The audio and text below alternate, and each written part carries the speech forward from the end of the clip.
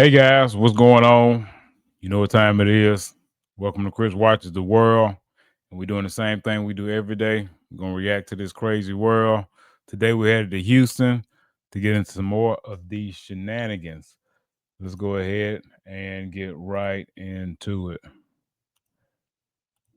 The bodies being found in Houston Bayous. Houston police report another body was just recovered today from the Buffalo Bayou area near Jensen and East downtown. So if you've been watching and keeping track alongside us, that is 4 bodies recovered in 4 days.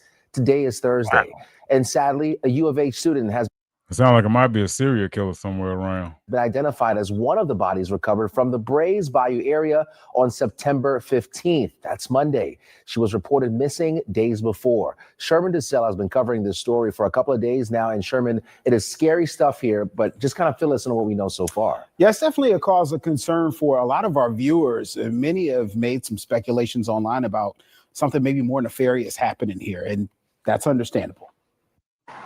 Our Fox 26 count is now at 13 bodies found in Houston bayous this year by law enforcement and first responders. Remember, the 22 bayous are spread out for miles, so it's a lot of ground to cover, and that comes with tough investigations. Here's what we know. HPD confirms a male body was recovered from Buffalo Bayou on Jensen Street in Edo on Thursday. Our camera caught officers and a dive team on the scene around 3 p.m. There were reports of a man jumping into the water there. We're waiting to hear more on this. And remember when we reported 2 bodies recovered from local bayous on Monday, September 15th? One of them was identified as 20-year-old Jade McKissic. She was a U of H student, reported missing on September 11th, last seen that day near the 3700 block of McGregor by a restaurant. She was a junior communications and advertising major. In a letter sent to students, U of H describes her as a campus resident and a student employee and a friend to many in their community. We're talking about a lot of bodies in a city where many people walk, run, and bike the bayou areas every day. So we visited an area near the White Oak Bayou to see how people have been reacting to the discoveries. A lot of people are just wondering, what's the deal? HPD hasn't really given us a lot of information either. What questions do you have? I mean, is there like somebody paying attention to these? Like, is there like more details to investigation? I don't know. It's just kind of like, scary at this point, when it's that many coincidences. There's not such a coincidence that happens with multiple. Why he had to? Let me tell you something. Y'all ain't got to tell me. Like, there's a bridge around my area, and they said there was a person that was raped on there. Might have been a couple of years back. It was a long while before I decided to go out there.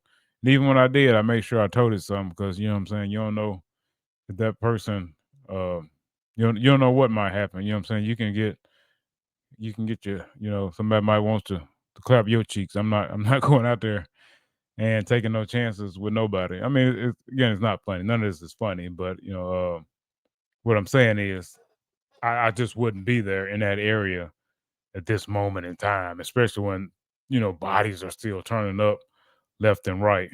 There's long-term plans and there's short-term plans. I would hope that the short-term plans are in effect and, something is being done. Someone's, patrolling or someone's watching over cameras or lights or anything's being done right now.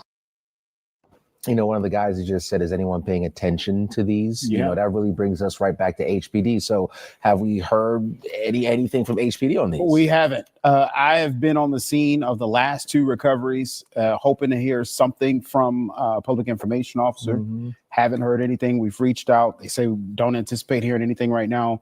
We did reach out to the county forensics department to see if they'd be willing to say something. They didn't give an on-camera interview, but we are requesting more details from all of these instances, especially in the last couple of days. So hopefully we'll get some more information. But we hear what you're concerned about, wondering if it's something more that we should be paying attention to, and we're trying to get to the bottom of it.